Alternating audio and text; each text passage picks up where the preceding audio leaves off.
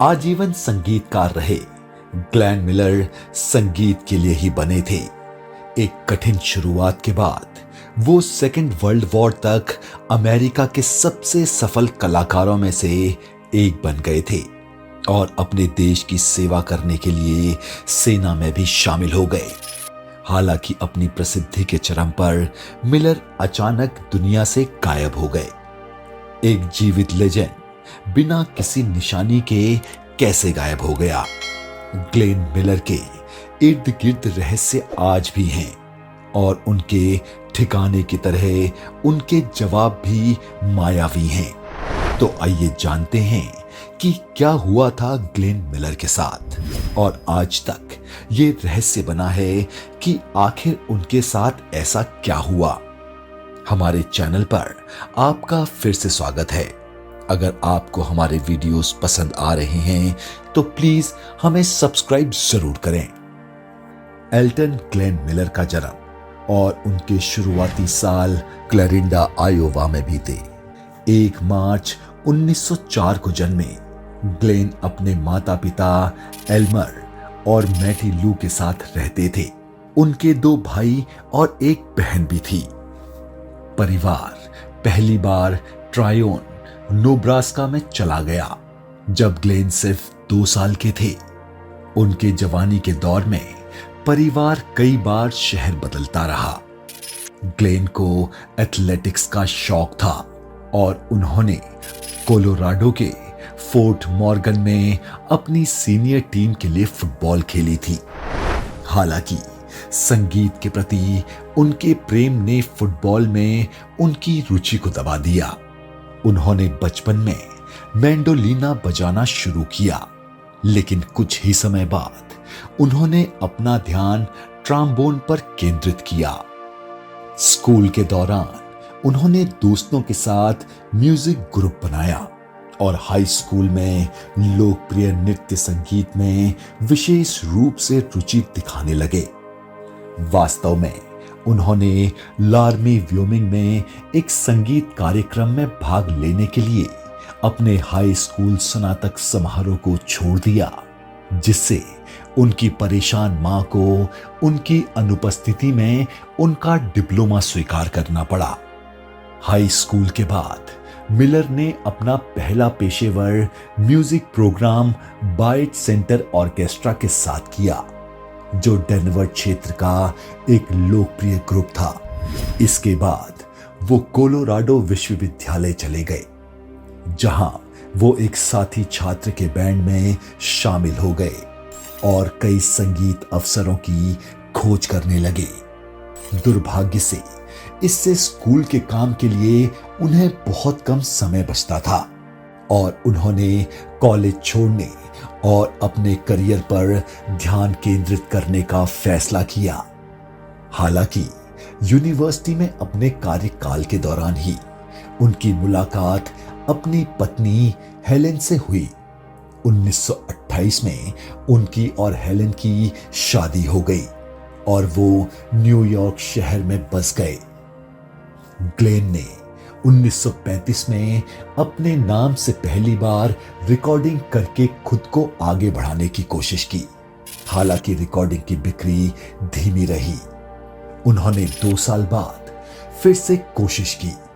इस बार एक पूरे बैंड के साथ कई रिकॉर्डिंग्स और प्रोग्रामिंग्स के बाद ग्लेन मिलर ऑर्केस्ट्रा को आगे बढ़ाने में कामयाब नहीं हुए और ग्लेन कर्ज में डूब गए। उन्होंने ग्रुप को बंद करने का फैसला किया और निराश होकर वो घर वापस चले गए। ग्लेन को एहसास हुआ कि उन्हें अपने बैंड को अलग दिखाने के लिए कुछ अलग करना चाहिए। उन्होंने साउंड्स के साथ प्रयोग किए और रीड फोकस्ड साउंड को शामिल करने पर सहमत हुए। शहनाई ने रीड सेक्शन का नेतृत्व किया, मधुर लाइन बजाई गई और सैक्सोफोन ने इसे हारमोनियस रूप से समर्थन दिया। उन्हें और उनके ग्रुप के लोगों को एहसास हुआ कि ये साउंड यूनिक है और वो अब कभी हार नहीं मानेंगे। ग्लेन मिलर ऑर्केस्ट्रा का दूसरा दौर सफल साबित हुआ। मिलर की एक यूनिक साउंड की जीत के बारे में धारणा सही थी। उन्होंने ईस्ट कोस्ट दौरा किया, जिसमें भारी भीड़ शामिल हुई, जिसमें न्यूयॉर्क स्टेट मेले में रिकॉर्ड तोड़ लोग आए, जिसमें सिरेफ्यून के इतिहास में सबसे बड़ा डांस क्राउड शामिल था। संगीत को विज्ञापनों, रेडियो शोज और फिल्मों में दिखाया गया। 1939 तक ग्लेन मिलर और उनका ऑर्केस्ट्रा संयुक्त राष्ट्र अमेरिका में सबसे बड़ी हस्तियों में से एक बन गया था, जो ऑन एन एवरेज एक हफ्ते में 2 गाने रिकॉर्ड करते थे। 1942 में समूह को अपने गीत चट्टानूगा चूचू की 10 लाख से ज्यादा कॉपी बेचने के बाद रिकॉर्डिंग इंडस्ट्रीज द्वारा दिया गया पहला गोल्ड रिकॉर्ड मिला। आखिरकार उन्हें उनके संगीत योगदान के लिए 30 से ज्यादा गोल्ड रिकॉर्ड मिले। ग्लेन मिलर की दुनिया में अब सब कुछ ठीक चल रहा था, लेकिन विश्व मंच पर सब कुछ ठीक नहीं था।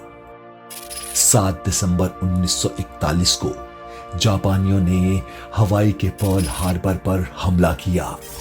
इसके बाद अमेरिका के सेकेंड वर्ल्ड वॉर में शामिल होने से मिलर के लिए सब कुछ बदल गया। 38 साल की उम्र में उन्हें कभी भी आर्म्ड फोर्स में शामिल नहीं किया जाने वाला था, लेकिन उन्हें लगा कि उन्हें मदद करने के लिए जो कुछ भी कर सकते हैं करना चाहिए। ग्लेन मिलर ने $15,000 से $20,000 प्रति वीक की इनकम से दूर जाने का फैसला किया और सेना में भर्ती हो गए। वो सैनिकों का मनोरंजन करने के लिए संगीत कार्यक्रम करते थे। 1944 की सर्दियों में आर्मी एयरफोर्स बैंड 6 हफ्ते के दौरे की तैयारी कर रहा था। इस दौरान उन्हें पेरिस फ्रांस में तैनात रहना था।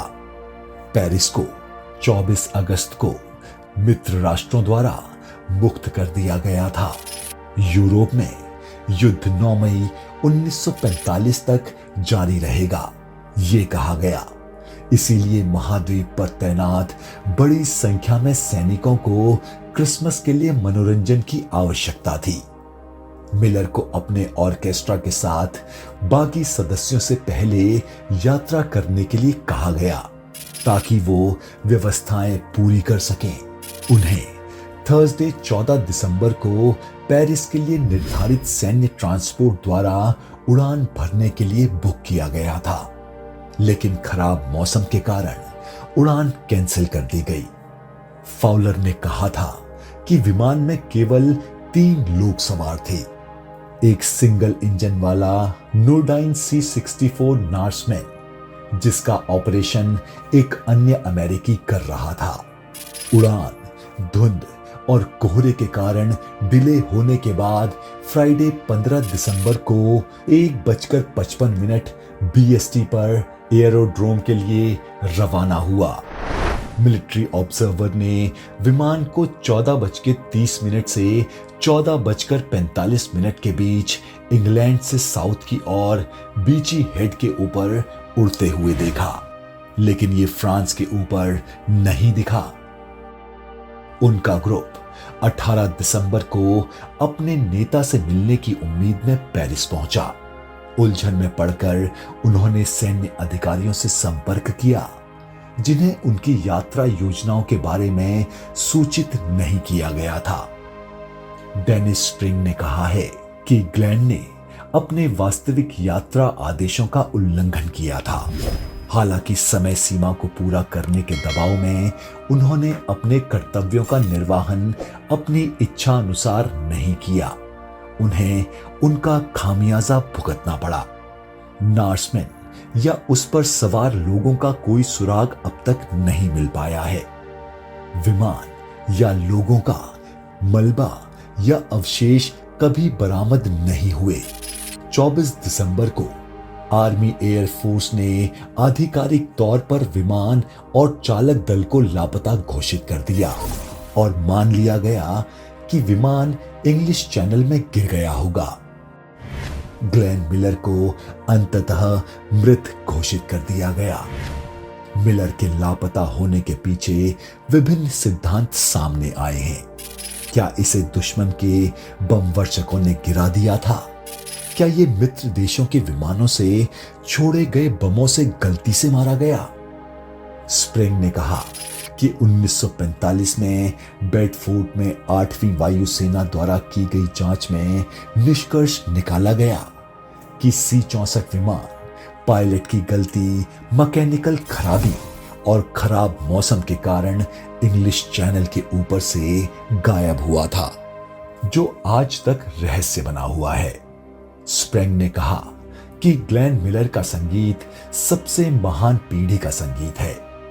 15 दिसंबर 1944 को मेजर ग्लेन मिलर की मृत्यु एक टाली जा सकने वाली त्रासदी थी। मिलर के विमान का चाहे जो हुआ हो, अमेरिका और दुनिया जिस कलाकार को 40 साल की उम्र में जानती और प्यार करती थी, वो चला गया।